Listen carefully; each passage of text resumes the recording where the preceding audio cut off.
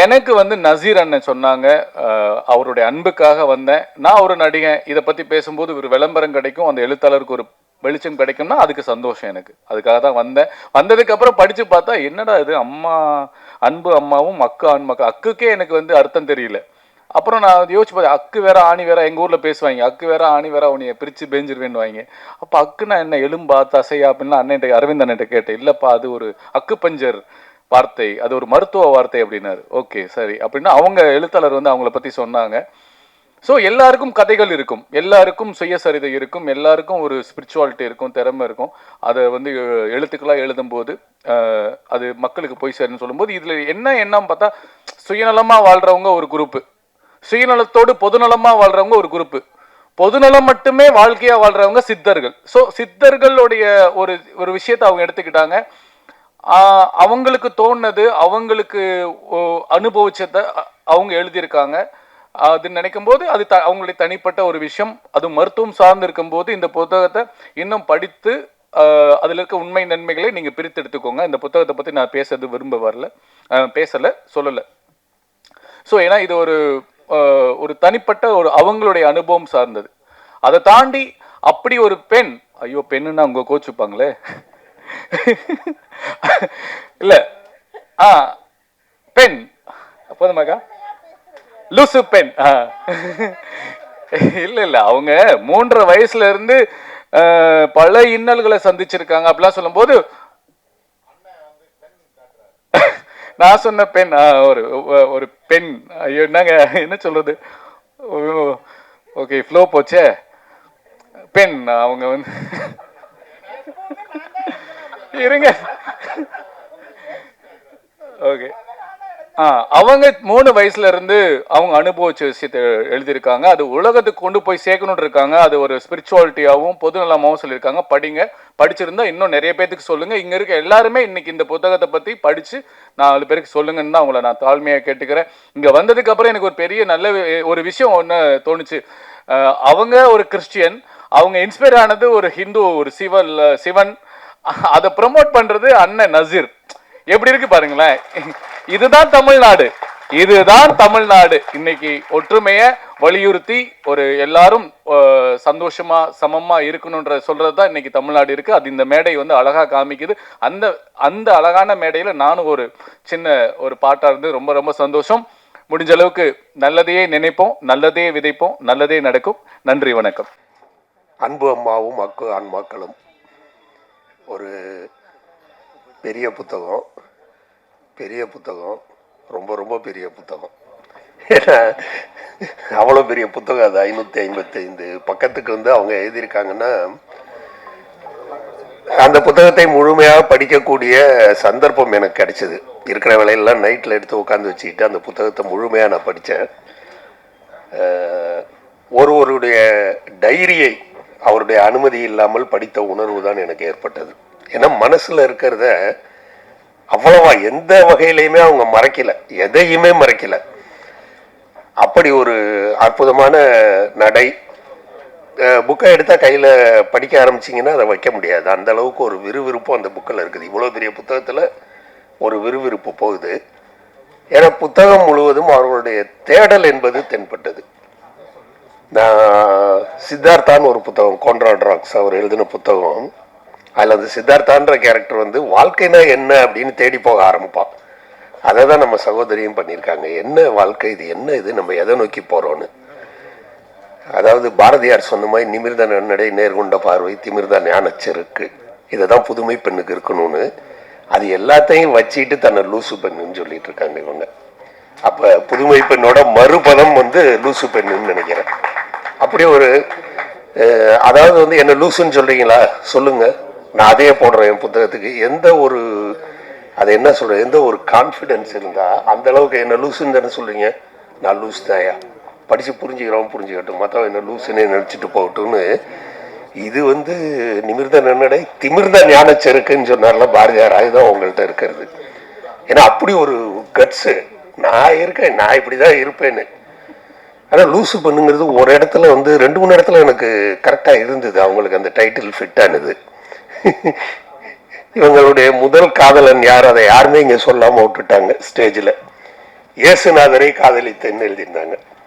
இயேசுநாதர் தான் என்னுடைய முதல் காதலன், இயேசுவைத்தான் நான் காதலித்தேன்.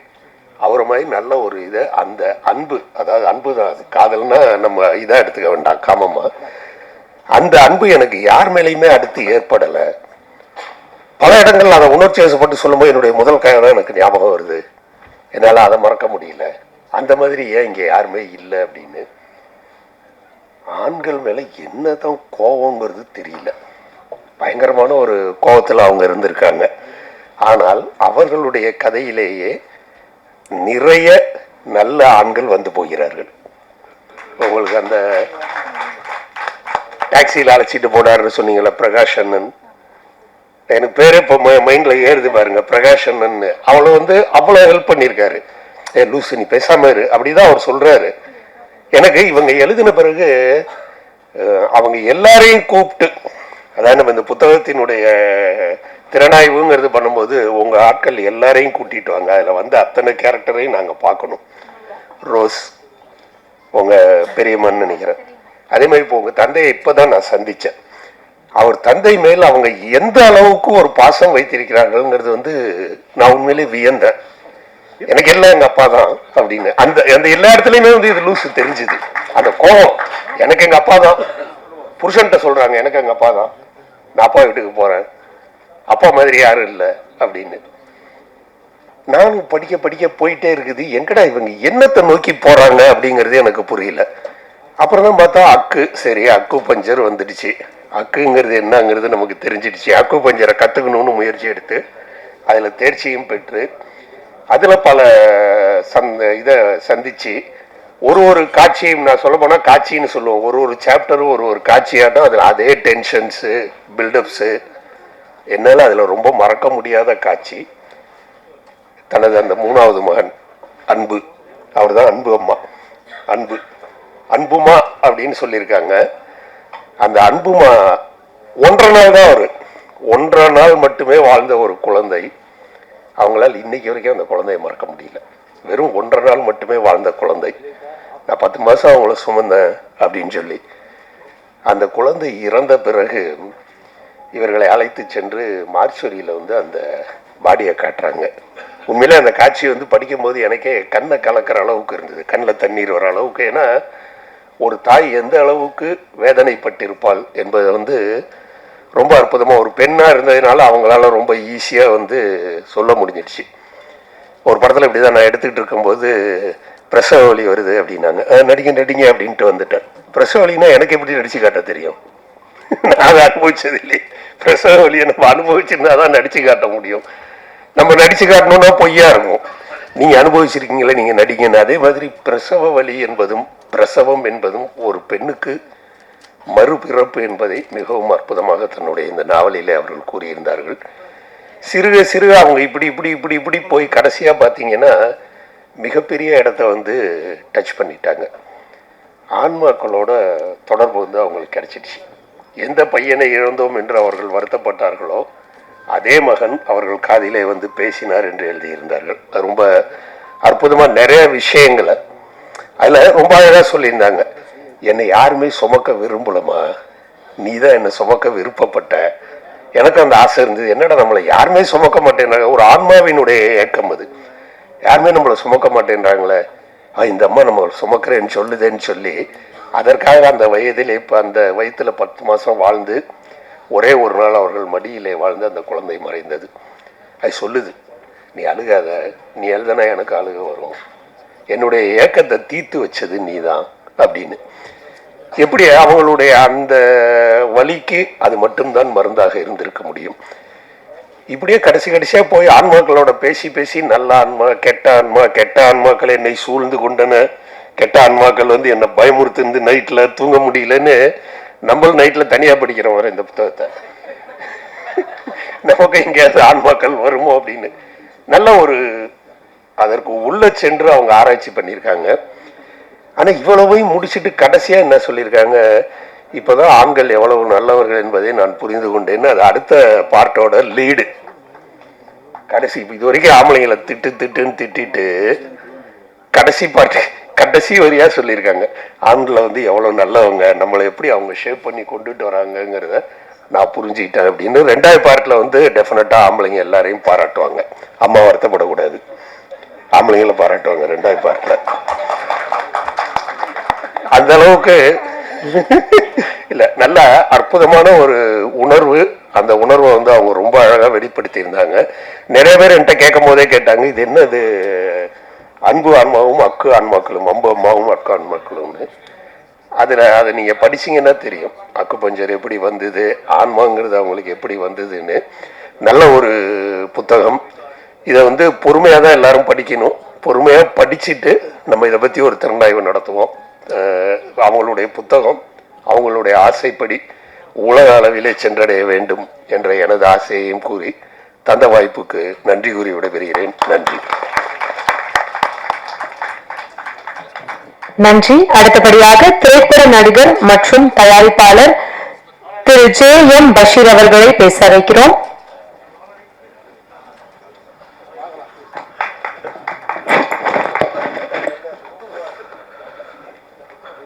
அனைவருக்கும் மாலை வணக்கம். இன்னைக்கு வந்து ஜென்சி எழுதியிருக்கிற இந்த புத்தகத்தை வந்து எல்லாரும் பேசிட்டு இருக்காங்க. எனக்கு வந்து நாஞ்சிலாளோட பேச்சை கேட்கலாம் தான் ரொம்ப ஆசையா இருக்கு. ஏன்னா இப்போ எல்லாம் பேசுறப்ப நோட்ஸ் எடுத்துருந்தாரு. நானும் முஸ்தபா தான் பேசுகிற எம்எல்ஏவோ. முதல்ல இங்கே அழைப்பை ஏற்று வருகை தந்திருக்கின்ற என்னுடைய நண்பர், தமிழ்நாடு முஸ்லீம் லீக் கூடிய தலைவர் நிறுவனர் முஸ்தபா அவர்களையும், அண்ணன் நாஞ்சில் சம்பத் அவர்களையும், இன்னைக்கு வந்து சிங்கப்பெண் ஆட்சி நடத்தி கொண்டிருக்கின்ற மாண்புமிகு தமிழக முதல்வர் சி ஜோசப் விஜய் அவர்களின் வழியில் இன்னைக்கு ஒரு சிங்கப்பெண்ணா இன்னைக்கு வந்து இந்த புத்தகத்தை அவங்க வெளியிட்டிருக்காங்க. இந்த புத்தகத்தை பற்றி நானும் இயக்குனர் அரவிந்தாசரம் வந்து பேசிட்டு இருந்தது ஏஎம் ஸ்டுடியோல. அவர் இந்த புத்தகத்தை பத்தி எல்லாம் கிட்ட சொல்லிட்டே இருந்தார். சார் ஆன்மாக்கள் ஒன்று அவங்க பேசுறாங்க சார் அப்படின்னாரு. எனக்கு ரொம்ப காமெடியா இருந்துச்சு. சார் ஆன்மாக்கள் அப்படின்னு பேசுறது எப்படி சார் நீங்க நம்புறீங்க அப்படின்னு. அது எனக்கு ஒரே ஒரு வார்த்தை சொன்னார் சார், இல்லைங்க நீங்க சினிமாவில் மட்டும் இல்லை கோயில்லையும் சாமி ஆடுறது நீங்க நம்புறீங்களான்னாரு. சார் அதை பார்த்துருக்கேன், நம்புறேன் சார். அப்பன்னா இதே நீங்க நம்பிதான் ஆகணும்னாரு. அதனால நிச்சயமா இந்த புத்தகத்தை நான் நம்புறேன். எங்களை அழைப்பை ஏற்று வந்திருக்கிற அண்ணன் மணிவண்ணன், கீதா மணிவண்ணன் முன்னாள் எம்எல்ஏ அவர்களுக்கும், தயாரிப்பாளர் அண்ணன் பழனி அவர்களுக்கும், இங்கே வந்திருக்கக்கூடிய அனைத்து நண்பர்களுக்கும், திருவள்ளுவர் வந்திருக்க பாஷா அவர்களுக்கும், இளங்கோ அவர்களுக்கும், உயர்நீதிமன்ற வழக்கறிஞர் இருக்கக்கூடிய நண்பர் ராஜேஷ் அவர்களுக்கும், அரவிந்தர் சார் அவருடைய மனைவி அவர்களுக்கும், என் அருமை நண்பன் சவுந்தரராஜா அவர்களையும் இந்த மாலை வேளையில் இந்த நிகழ்ச்சிக்காக வருகை தந்த தமிழ்நாடு முஸ்லீம் லீக் கூடிய நிர்வாகிகள் அனைவரையும் வருகிறவர்கள் வரவேற்கிறேன். இந்த புத்தகத்தை வந்து படிக்கணும்னு ஆவல் ஏற்பட்டிருக்கு. இப்போ அண்ணன் சொன்னாரு, உங்களுக்கு அடுத்து தான் நான் பேசணும் அப்படின்னாரு. நிச்சயமா அவருடைய பேச்சை கேட்க நம்ம எல்லாம் ஆவலாக இருக்கும். அவருடைய பேச்சு சிறப்பாக இருக்கும். நேரில் கேட்கக்கூடிய வாய்ப்பை கொடுத்ததுக்கு உங்கள் அனைவருக்கும் நன்றி. இந்த விழாவை மிகவும் சிறப்பாக ஏற்பாடு செய்திருக்கின்ற என் உடன்பிறந்த சகோதரர் நசீர் அவர்களுக்கும் நிர்மலா அவர்களுக்கும் இந்த சமயத்தில் நன்றி தெரிவிச்சுக்கேன். இங்கே பிஏவாக செயல்பட்டிருக்க சாவித்ரி அவர்களுக்கும் ரொம்ப நன்றி. Thank you everybody. நன்றி, வணக்கம்.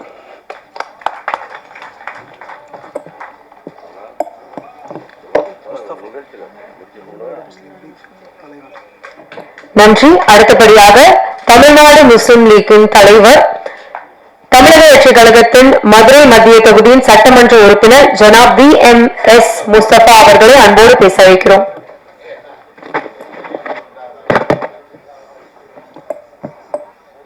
மதுரை மத்திய எம்எல்ஏ. நானும் அம்மா பையன்தான். அம்மா பையனா மாத்திக்கிட்டு செய்தி போட்ட போறீங்க. எங்க அம்மாவோட பையன் சல்மா அவங்களோட பையன். மாமா அது வேற மாத்திடுவாங்க மாமா.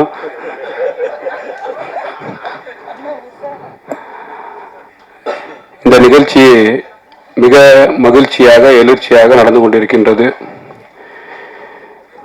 நான் ஒரு இறை நம்பிக்கையாளர். ஒரு இறை நம்பிக்கை சார்ந்த புத்தகமாக இது நான் பார்த்துருக்கிறேன். நான் புத்தகத்தில் 560 பக்கம் முந்தானத்தான் வந்து கொடுத்தாங்க.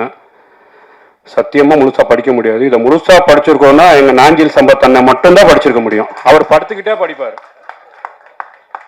அவர் கூட ஒரு 38 தொடர் பயணம் மேற்கொண்டேன். 2017 நினைக்கிறேன்.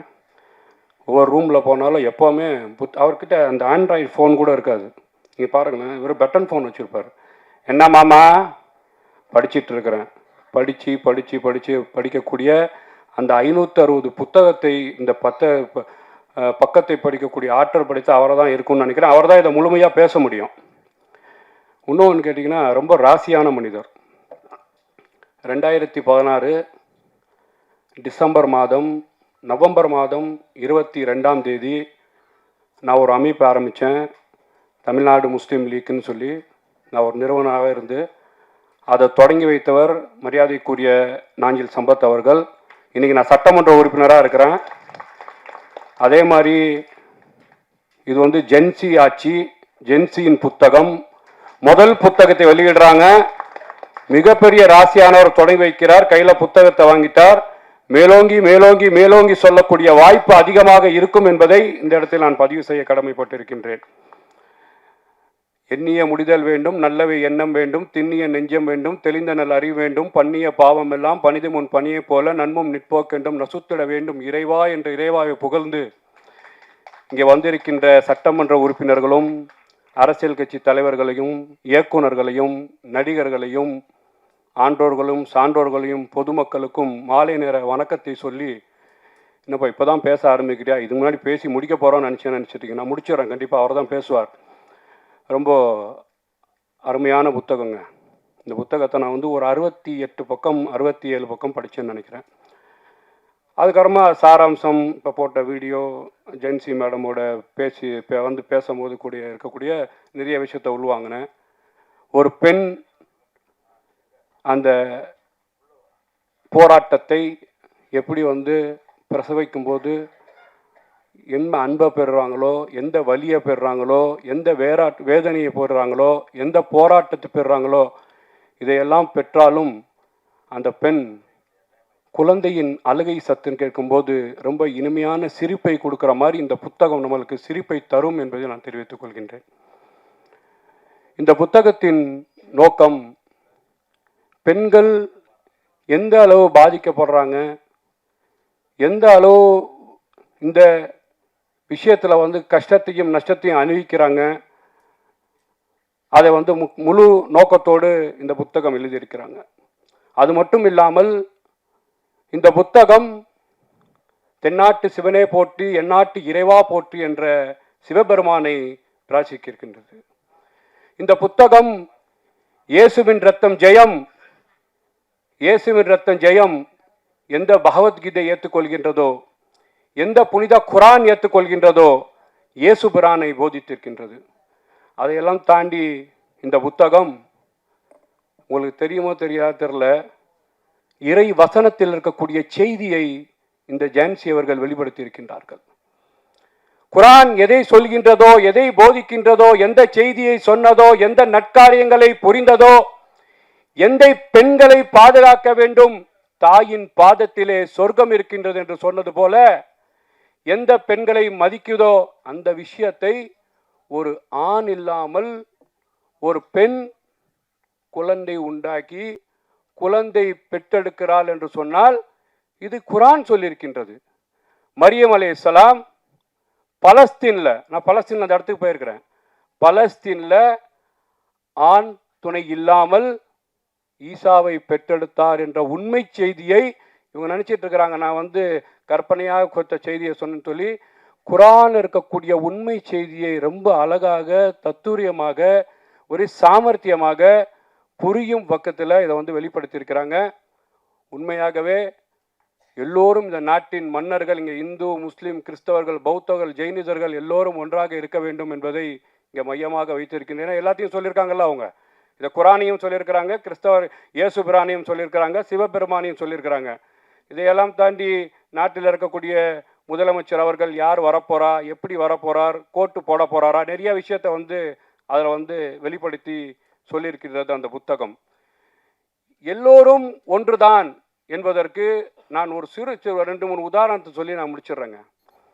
நாங்கள் காபத்துல்லாவுக்கு போவோம், மக்காவுக்கு. லப்பைக் லப்பைக் அல்லாஹும்ம லப்பைக், இறைவா இறைவா உன்னிடம் வரேன், உன்னை நாடி வரேன், உன்னை தேடி வரேன், புனித யாத்திரைக்கு வரேன், புனித ஹஜ்ஜி செய்ய வரேன்னு சொல்லி நீங்கள் கொஞ்சம் யோசிச்சு பாருங்க. நாங்கள் ஹஜ்ஜி செய்ய போகும்போது கீழே வெள்ளை ஆடையும் மேலே வெள்ளை ஆடையும் உடுத்துவோம். ஆனால் எங்கள் இந்து சமுதாய மக்கள், எங்கள் தமிழ் சமுதாய மக்கள், நீங்கள் கோவிலுக்கு போகணுன்னா நம்ம பார்ப்போம். நான் ஒரு சமுதாயத்தின் பேரை சொல்ல விரும்பல. நீங்கள் குருவாயூர் கோவிலுக்கெலாம் போங்க. நேற்று சிஎம் சார் போன கோவிலுக்கெல்லாம் போங்க. மேலே கீழே வெள்ளையும் மேலே வெள்ளையும் உடுத்தக்கூடிய அந்த ட்ரெஸ் கோடு வந்து எங்கேருந்து வந்ததுன்னு சொன்னால், நீங்கள் சொல்லக்கூடிய பிரம்மா என்று போதிக்கிறீர்கள், அவர்கள் அப்ரஹாம் என்று போதிக்கிறார்கள், நாங்கள் இப்ராஹிம் என்று போதிக்கின்றோம். அந்த கலாச்சாரத்தில் எல்லாம் ஒன்றுதான் என்று அந்த வடிவிலே தெஸ்வூர்வம் உருவாயிருக்கின்றது. நாங்கள் காபத்துல்லாவை ஹராம் என்று ஒரு வார்த்தையை சொல்வோம். ஹரம் என்றால் பார்சியின் வார்த்தை. ஹரம்னா என்ன? நாங்கள் இப்போ எங்கே போகிறீங்க? ஹரம்க்கு போகிறோம். அண்ணா முடிச்சிடுறேண்ணே, ஒரு நிமிஷத்தில் முடிச்சிடுறேன். ஹரம்க்கு போவோம். ஹரம்னா என்ன? பார்சி, ஈரானிய மொழி. உயிரினத்தை கொல்ல தடை செய்யப்பட்ட பகுதி. அப்போ உயிரினத்தை கொல்ல தடை செய்யப்பட்ட பகுதினா, நாங்கள் காபத்துல்லாவோட புனித ஸ்தலத்துக்குள்ள அந்த தொழுவதற்கும் ஓதுவதற்கும் ஹஜ்ஜி செய்வதற்கும் உம்ரா செய்வதற்கும் போறோம் சொன்னா, அங்க உயிரினத்தை கொல்ல தடைப்பட்டு இருக்கின்றது. ஆனால் இங்க இருக்கக்கூடிய ஒரு சமுதாயத்தின் பகுதி அக்ரஹரம், உயிரினத்தை கொல்ல தடை செய்யப்பட்ட பகுதி என்று சொன்னால், அன்று நாள் முதல் இன்று நாள் வரை இந்து முஸ்லிம் கிறிஸ்தவர்கள் அந்த ஆதாம் ஏவாள் வழியில தான் வந்திருக்கின்றார்கள் என்பதுதான் யதார்த்தமான உண்மை. அந்த உண்மையை தான் இந்த மார்க்கமும் இந்த இந்து சமய அறமும் இந்த கிறிஸ்தவ சமுதாய அறமும் நம்மளுக்கு சொல்லி தந்திருக்கின்றது. இது மட்டும் இல்லாமல் அந்த இப்ராஹிம் என்று சொல்லக்கூடியவர் பிரம்மா என்று போதிக்கின்றார்கள். இப்ராஹிம் அவங்களுக்கு இருக்கக்கூடிய மனைவி காயத்ரி என்று சொல்லக்கூடியவர்களை ஹாஜிராமா என்று போதிக்கிறார்கள். அவர் இருக்கக்கூடிய சாரா என்றவர்கள் வத்தி என்ற கிராமத்தில் பிறந்தாராம். சாராவதி, அவர் சரஸ்வதி என்று போதிக்கின்றார்கள். ஆக மொத்தத்தில் இந்து முஸ்லிம் கிறிஸ்தவர்கள் எல்லாம் ஒரு சமுதாயத்தினவரே, மனித குலத்தை சேர்ந்தவரே. அததான் ஹானபல் சீஃப் மினிஸ்டர் மரியாதைக்குரிய எங்கள் அண்ணன் விஜய் சார் அவர்கள் இந்த தமிழ்நாட்டிலே நல்லாட்சியை தந்து பிறப்புக்கும் எல்லா உயிருக்கும் தென்னாட்டு சிவனே போற்றி, எந்நாட்டு இறைவா போற்றி, இயேசுவின் ரத்தம் ஜெயம், அல்லாஹு அக்பர், எல்லோரும் ஒன்றுன்னு சொல்லி ஒரு சிறப்பான ஆட்சியை தந்திருக்கின்றார்கள். வாய்ப்பளித்த அத்தனை நல்லுள்ளங்களுக்கும் நன்றி பாராட்டி விடைபெறுகிறேன். இந்த புத்தகம் ஆசிரியர் அவர்கள் ஜான்சி அவர்கள் மேலும் மேலும் உயர எல்லாம் வல்ல இறைவனை பிரார்த்திக்கிறேன் என்று கூறி வாய்ப்பளித்த அன்று நன்றி விரைகிறேன். நன்றி, வணக்கம்.